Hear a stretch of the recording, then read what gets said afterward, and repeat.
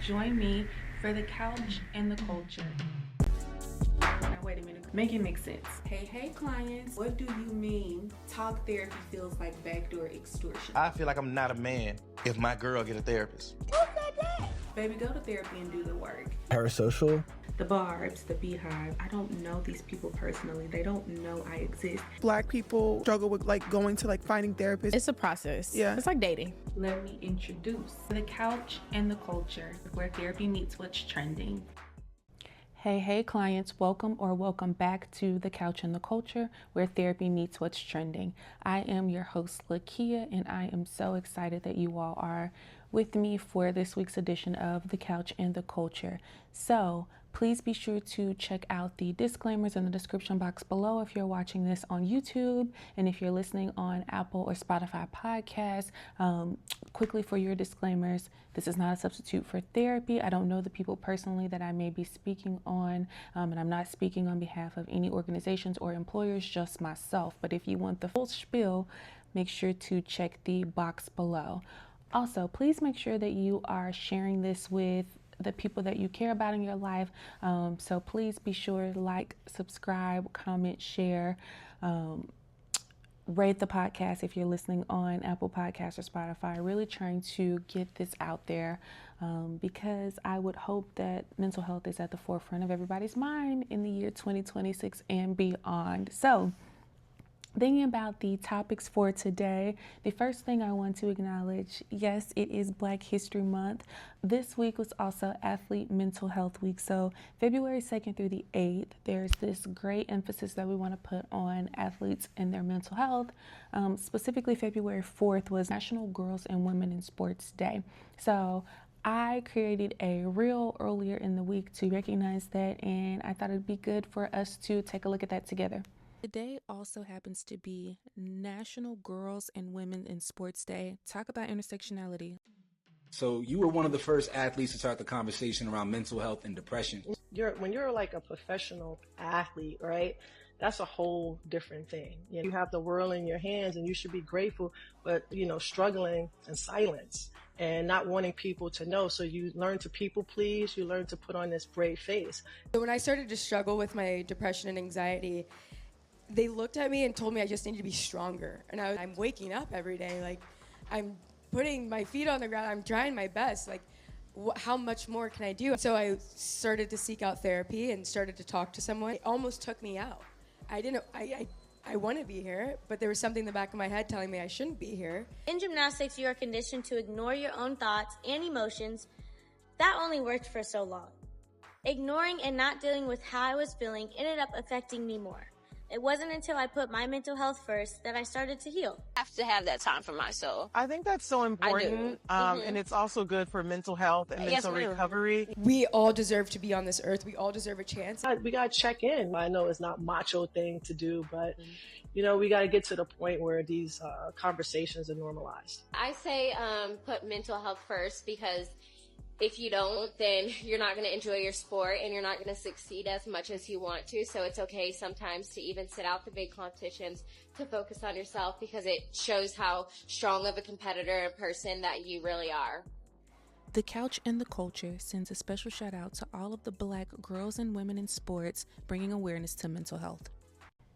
Thinking about all things sports and athlete mental health, I would be remiss if I did not cover a big headline that came out, which has to do with what's happening with the Atlanta Falcons, James Pierce, and the Los Angeles Sparks, Rickea Jackson. So we saw footage of him being arrested, and initially I was like, wait a minute, why are these officers, being so rough with this man?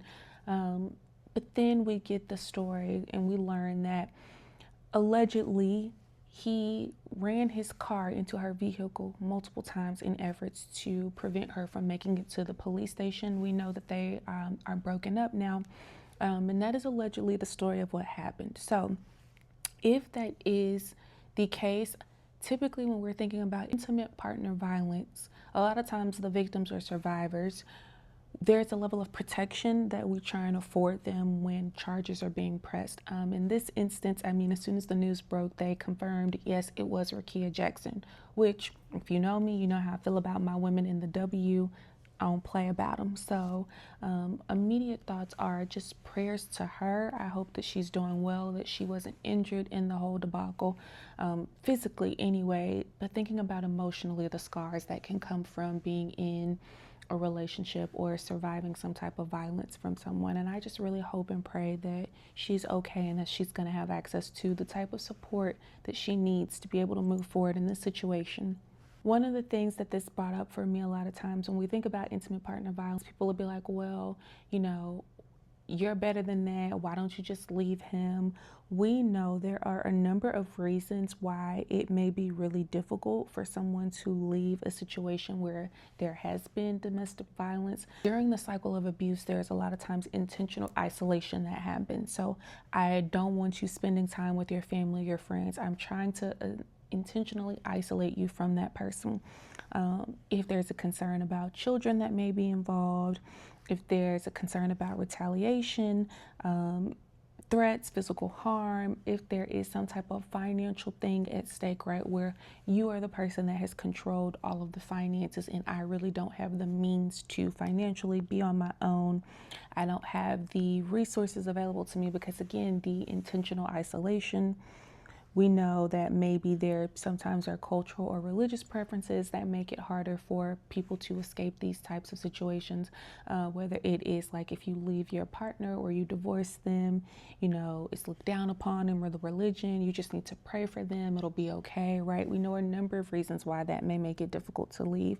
Sometimes the shame, victims or survivors may believe that, you know, they did something to warrant this, and so there's shame about, you know, well, if I hadn't, you know, cheated, if I hadn't raised my voice, if I had just done this, there's this level of shame oftentimes associated. So we want to be very careful with how we're talking about people who may be involved in intimate partner relationships where there's violence happening. The other big thing that I wanted to make sure I highlighted in this, when people say, why not just leave? Research has shown us time and time again that it is when someone attempts to leave their partner that their greatest risk for being killed happens. So the most dangerous time for a survivor is when they leave the abusive partner. 75% of domestic violence related homicides occur after separation, and there's a 75% increase of violence upon separation for at least 2 years. A lot of times when you look at the studies and what research shows about the post-separation violence within intimate partners, we're looking at that 18-month to 2-year mark where there's a significant chance that they could be physically harmed. So it's something to consider. What we know from the situation with Rakia and James is that apparently they were no longer together, that they were at this point exes. And in her alleged attempts to get to the police, this is when he reportedly rammed his vehicle into her car multiple times. So again, I've escaped the situation in terms of we're no longer together, and that's when my chances of being seriously harmed goes up. So we have to be careful with how we talk about this. I think sometimes it's very easy to simplify or minimize this, and we want to make sure we're not falling into that trap. No, it cannot be easy being in the spotlight and having her identity disclosed in the situation. It's the midst of the season with Unrivaled.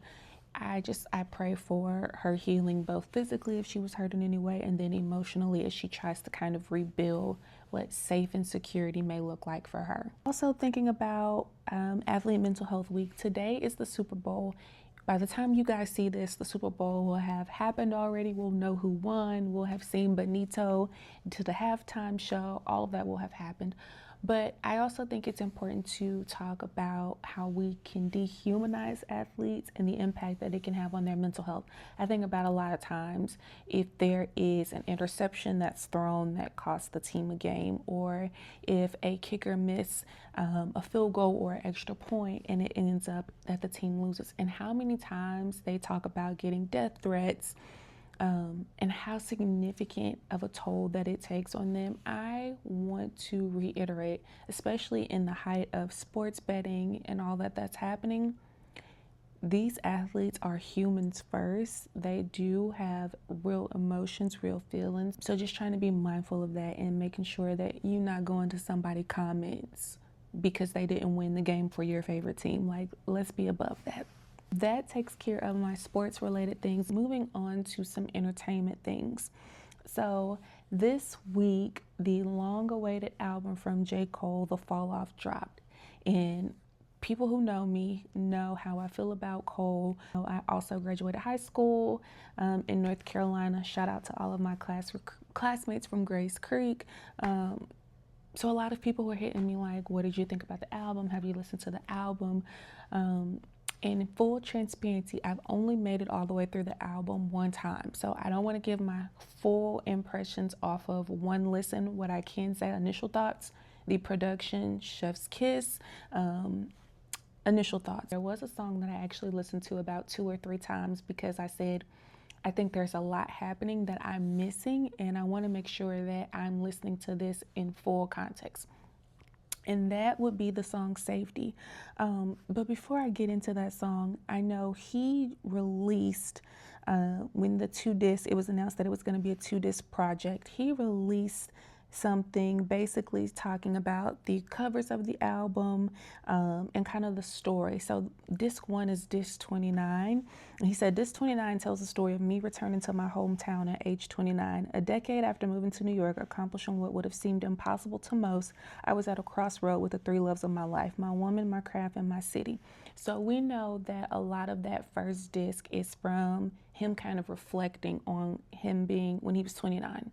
J. Cole's in his early 40s now, so we know that this is going to be a little bit reflective and a lot of him coming back to North Carolina. That's why a lot of the songs seem to me to talk so much about what was happening in the Ville at that time. So that was the first thing when I was listening to disc 1, but especially Safety, putting myself in the context of this is 29-year-old Jermaine's perspective. But even then, when I started listening to the lyrics, I realized like, oh, this is like a friend, someone from the Ville that's hitting him up, whether it's, via text message, he's leaving him a voicemail, sending him a voice note, whatever the case may be.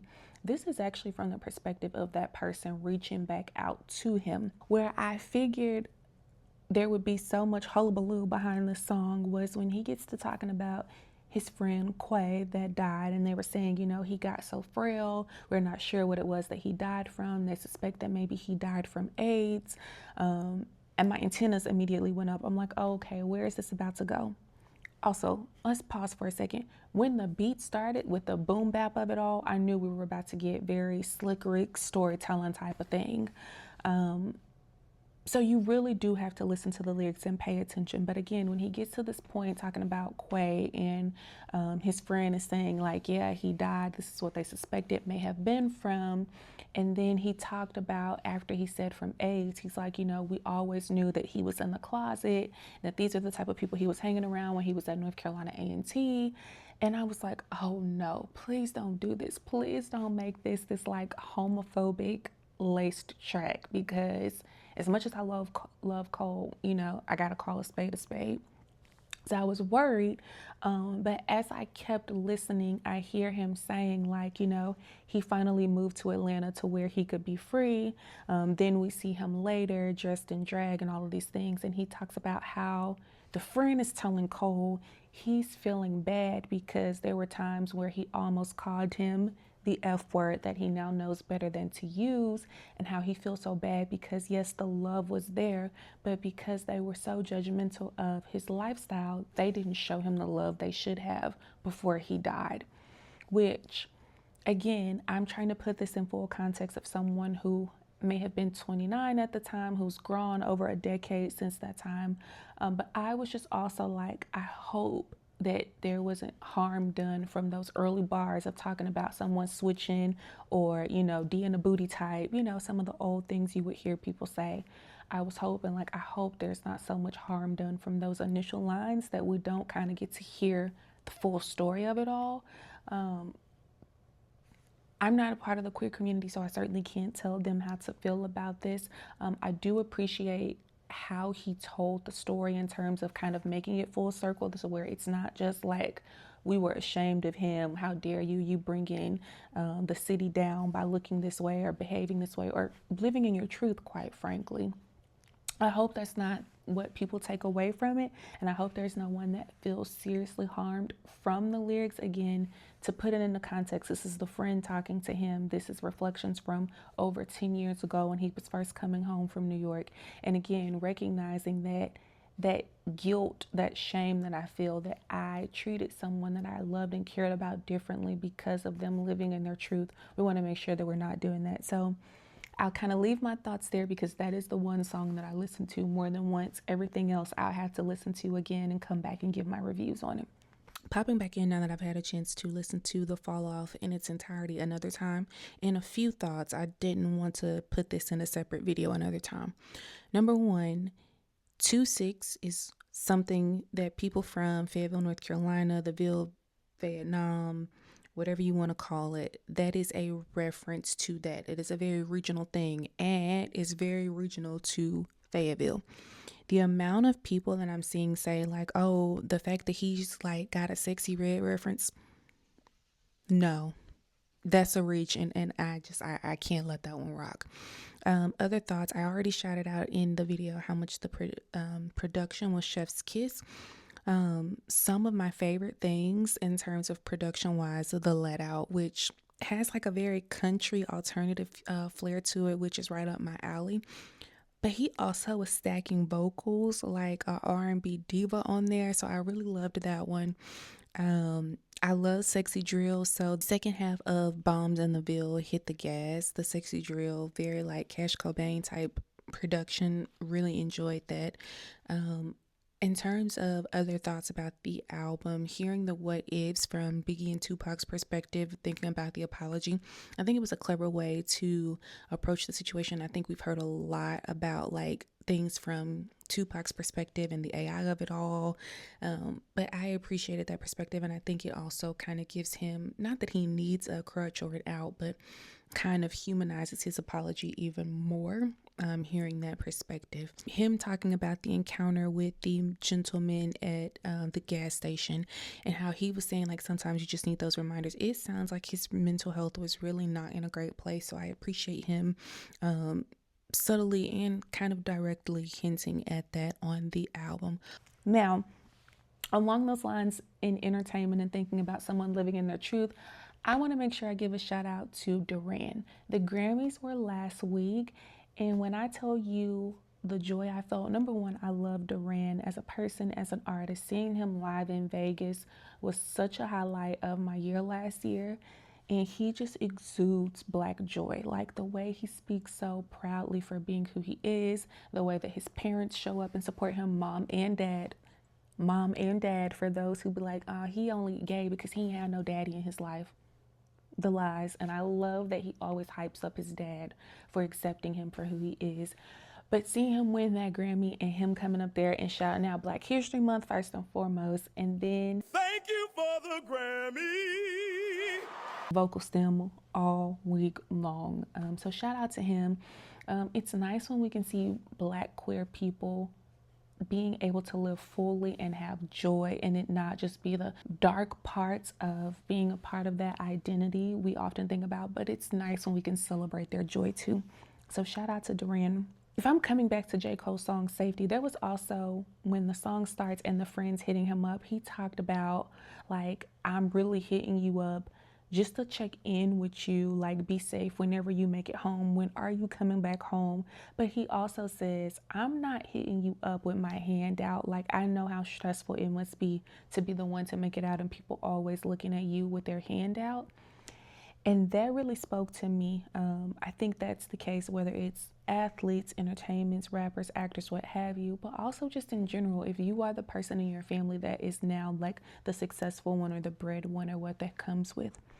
We saw recently with the headlines with Glorilla's sister coming out, you know, she's saying that she retired my parents, you know, the Jaguar she got my dad for his retirement is old, it don't have no gas in it, it's 10 siblings, and she knows she don't do nothing to take care of us. The sisters that live with her, she treats them like maids. And her going on TMZ basically saying that she feels that she is owed at least $2,500 from Glow to take care of her. And the stark contrast between what the friend in Safety in J. Cole's song talked about of I'm not looking at you with my hand out versus what we saw with Glorilla's sister being on this press tour. I want us to, again, humanize the people who make it out, whether they're a celebrity or not.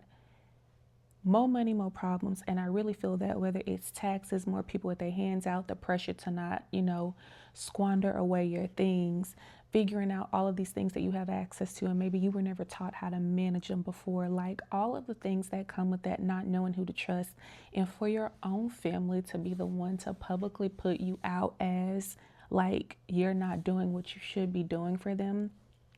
I can't imagine what that must be like for Miss Gloria Hallelujah Woods in this moment, but I am just hoping that behind the scenes, her and her family can have a way to come to some type of resolution.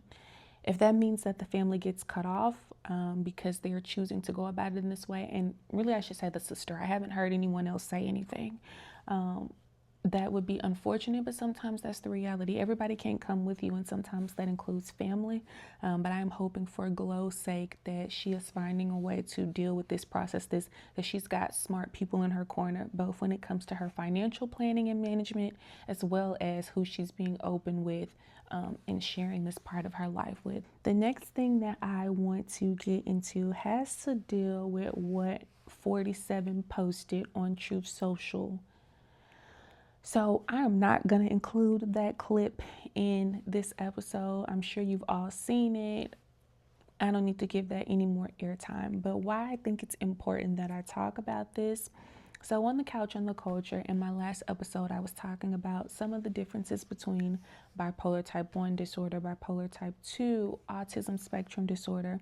I really want to make sure I'm educating people on the different diagnoses and illnesses that may be impacting us. One of the things that I think significantly impacts us that's not a diagnosis, that sometimes I'm like, bruh, we pathologize things, and really what it comes down to is being Black in America, being brown in America, being discriminated against. Also thought about the study that recently came out that talked about the implications of chronic stress and inflammation on health outcomes, specifically thinking about for Black and brown people, from mental health researcher Dr. Arlene Geronimus.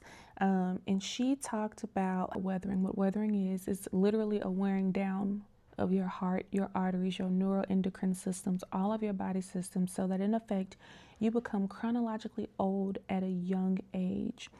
There was actually a study done, I should have started with this. I was talking about how Black women actually have healthier babies in their teens than in their 20s.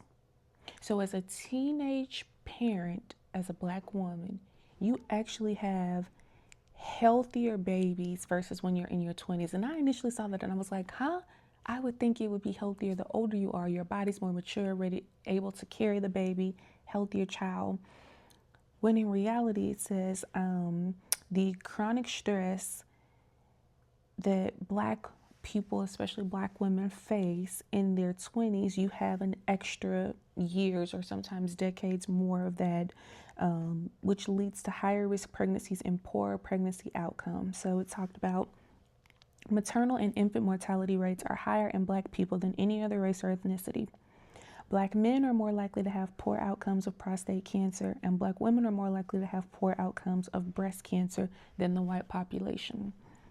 Black and Hispanic people are most likely to be afflicted with chronic health conditions like diabetes, kidney failure, high blood pressure, and stroke. And I think a lot of times people take that to mean like, oh, it's their health, their eating habits. It's because, y'all eating everything fried. It's because y'all don't want to exercise. We think about those things as the reasons for why maybe there are higher rates of diabetes, kidney failure, and high blood pressure and stroke. I don't know that we always factor in the chronic stress. So when we are stressed, we think about the hormone cortisol. Those higher rates of cortisol can be the result of working minimum wage jobs when I know that I have more education and should be getting paid more. It could be what it is to be the only Black or brown person in the office, and I'm trying to code switch and make sure I'm walking on eggshells to not be perceived as the angry Black woman. It could be kind of those intersectionalities. Maybe I am queer, maybe I am a woman, I'm also Black or brown in a space that doesn't really look like me. Constantly being on guard around law enforcement and concerned for what that treatment will look like, constantly being perceived as dangerous or someone possibly stealing if I go to the mall. Like, all of these simple things that I'm constantly on edge about leads to increased cortisol, increased inflammation in the body, and over time that wears on us. That's why we have these higher rates of hypertension, stroke, not just because of eating habits and exercise habits. We can't overlook that part of it.